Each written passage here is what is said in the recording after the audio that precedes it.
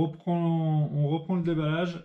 Certains auront remarqué que j'ai fermé ma porte de placard et ça c'est très important pour les faux raccords. Du coup, là je reprends avec le Sleeve Plus Lanyard. C'est une protection en silicone toute simple. J'ai remarqué en installant, parce que là je suis en train de filmer du coup avec le tripod, j'ai remarqué en installant le tripod et en mettant la coque d'origine qu'on ne pouvait pas ouvrir la trappe pour mettre la GoPro en charge. Donc il faut démonter la trappe pour pouvoir mettre en charge et ça va être un petit peu chiant. Du coup je pense que je vais démonter la trappe avant de partir. Voilà, donc là c'est la petite protection. En fait ça permet tout simplement de pouvoir, si on se balade sans forcément tout le matos et tout, donc avoir un système de fixation au lieu que la GoPro en fait traîne dans la poche ou enfin soit difficilement accessible, du coup qu'on ait tendance à la mettre dans le sac pour éviter de s'encombrer avec et du coup de louper des belles images. Voilà, quand on est dans une zone un peu touristique, on veut pas attirer trop l'attention avec une perche à selfie qu'on tient dans la main, mais qu'on veut pas non plus mettre la GoPro dans le sac parce que par peur de louper une belle scène. En fait, on peut utiliser cette petite protection qu'on vient mettre autour du cou. Hop, on vient mettre la GoPro, même si ça fait pas trop esthétique, on peut facilement quand même dissuader des personnes mal intentionnées. Voilà, ça peut être pratique. Je l'ai prise, c'était presque donné. J'ai pas dit que c'était donné, mais presque donné. Du coup,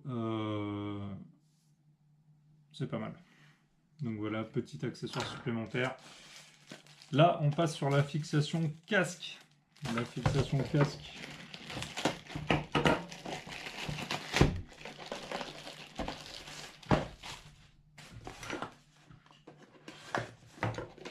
Une fixation casque. Qu'est-ce qu'on a dedans?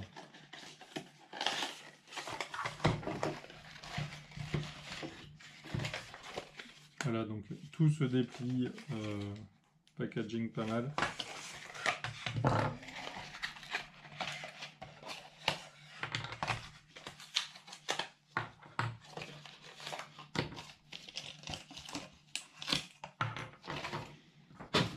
Voilà, donc de nouveau, encore des grippes, des clips, des machins.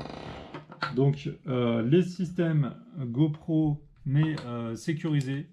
Donc ça c'est pas mal. On est obligé de lever la languette et ensuite d'appuyer pour pouvoir déverrouiller.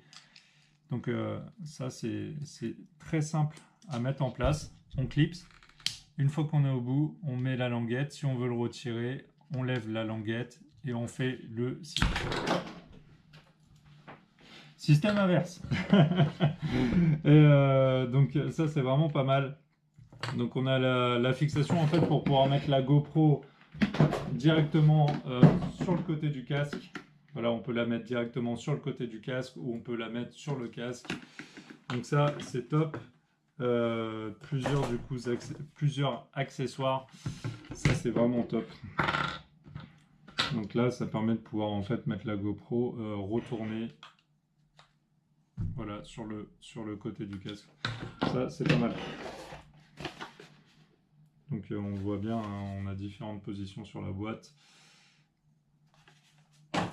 Ok. Là on a le petit chargeur. Double chargeur même. Donc qui va permettre de pouvoir recharger toutes nos caméras, toutes nos batteries de caméra, plus une batterie supplémentaire.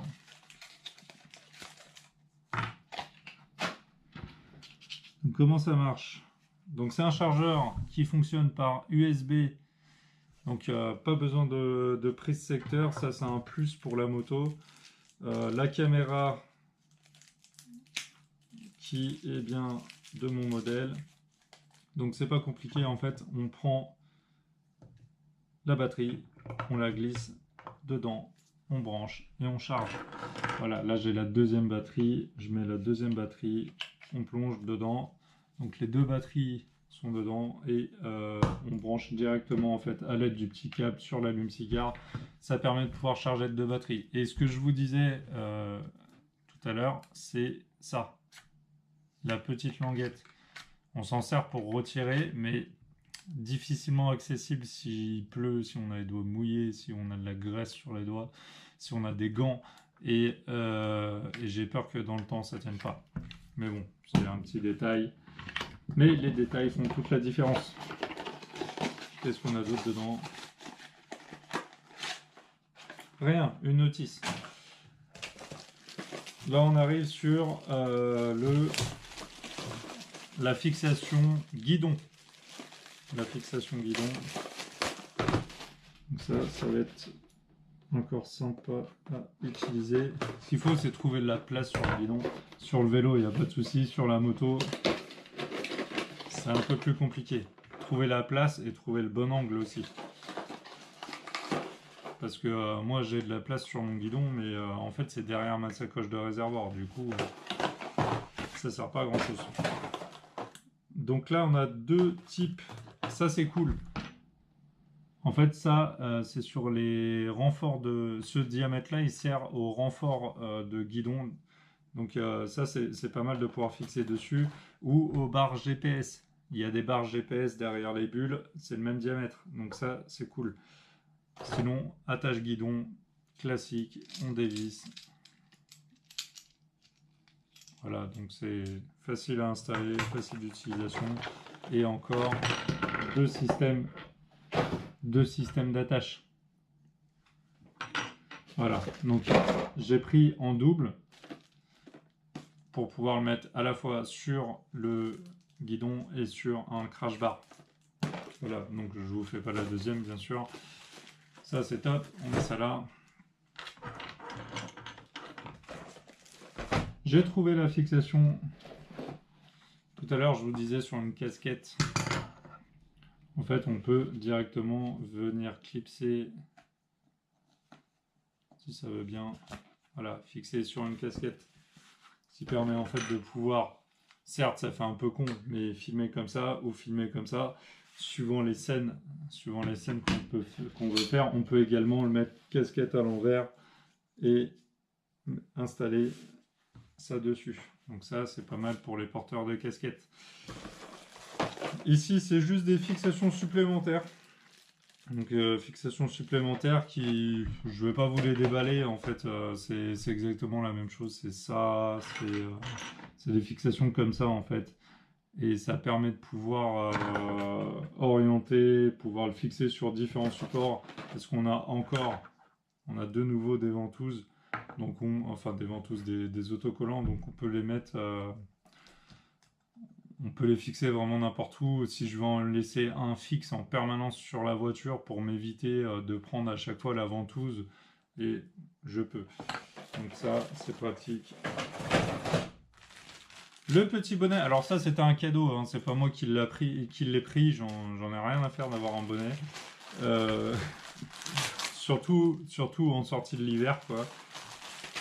Donc, le petit bonnet GoPro, qui est pas mal quand même. Il tient chaud. Je sais pas si le pompon il se retire. Non, il se retire pas. C'est pas mal. Bon, le logo GoPro est un peu conséquent, on va dire. Mais c'est pas mal. En cadeau, hein, on va pas se plaindre.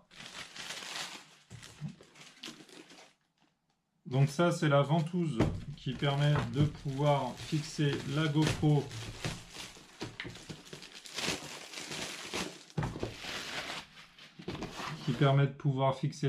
en fait sur une voiture, sur le pare-brise, sur la bulle de la moto, sur tout ce qui a une surface lisse en fait et qui est ventousable. Je sais pas si ça se dit, mais ventousable.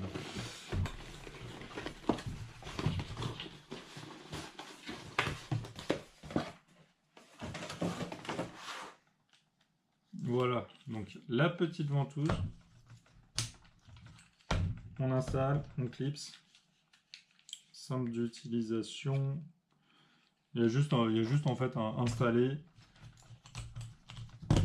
presser et clipser. Et logiquement ça tient. Moi ma table elle est en bois donc ça ne tient pas, mais sur du verre ça tient. Donc ça a l'air très simple d'utilisation. Dedans nous est livré aussi un bras pour pouvoir je pense en fait déporter la vue de la GoPro. Donc ça c'est cool de pouvoir s'écarter en fait un petit peu s'écarter un tout petit peu du champ en fait de la voiture, éviter d'avoir la carrosserie. Voilà tout. Là on a des sets pour changer l'orientation encore. Et là je sais pas. Oh, un petit sac. Voilà, je savais pas qu'il y avait ça dedans. Alors ça c'est top. Donc c'est le sac spécial pour les accessoires de ventouse, mais je pense l'utiliser pour l'ensemble des accessoires en fait. Mettre tous les petits bordels comme ça dedans, ça va être top. Ça commence à s'entasser en bas. Hein. Donc là, fixation pour casque ventilé. Casque ventilé, les casques ventilés, c'est pas que pour le vélo. Hein. Le vélo, ça va être pour le kayak, ça va être pour l'escalade, ça va être, je sais pas, les bûcherons. Vraiment, c'est très très polyvalent. Moi perso, sur mon ancienne caméra, en fait, avec mon ancienne caméra, je l'utilisais sur mon porte-bagages de moto. À l'arrière, en fait, il y a des rainures et je mets cette pièce, c'est pas compliqué, c'est juste des sangles. Hein. Donc j'installe la pièce, je passe et ça me permettait de pouvoir avoir une vue sur l'arrière de la route sans pour autant être obligé de coller un accessoire. Donc là c'est très très facile d'utilisation et très simple d'installation. Alors là, on a la protection, je pense que c'est une protection similaire. C'est une protection similaire à celle-ci, en fait, de la Hero 3. On va la déballer avec vous. Alors là, sur la Hero 3, j'ai un deuxième capot qui permet d'avoir une ouverture sur l'arrière pour avoir un meilleur son. Donc je ne sais pas comment fonctionne celui-ci, en fait. Ça, on va dire que c'est plus pour la plongée. Mais ça permet aussi d'augmenter grandement la solidité de la protection de GoPro. Du coup, c'est pas mal d'en avoir si on veut faire des vues très très proches de la route, si on veut dans des endroits où c'est périlleux, si vraiment il y a un risque que la GoPro fasse une grosse chute ou soit percutée par un objet, ça c'est pas mal de le prendre je pense. Même si GoPro est quand même assez résistant.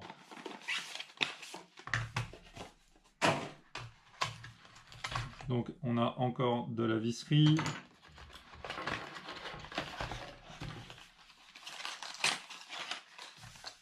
Alors j'aime bien comment tout se déplie. Voilà, donc encore un système de fixation. Effectivement, on a deux capots. Donc là, à savoir que la GoPro Hero Black a un écran tactile sur l'arrière. La Hero 3 n'a même pas d'écran. Là, moi j'ai un écran qui fait toute la caméra, qui est tactile et qui est très fluide. Du coup, en fait, on a une protection qui laisse accès à l'écran et on a une protection qui ne laisse pas accès à l'écran.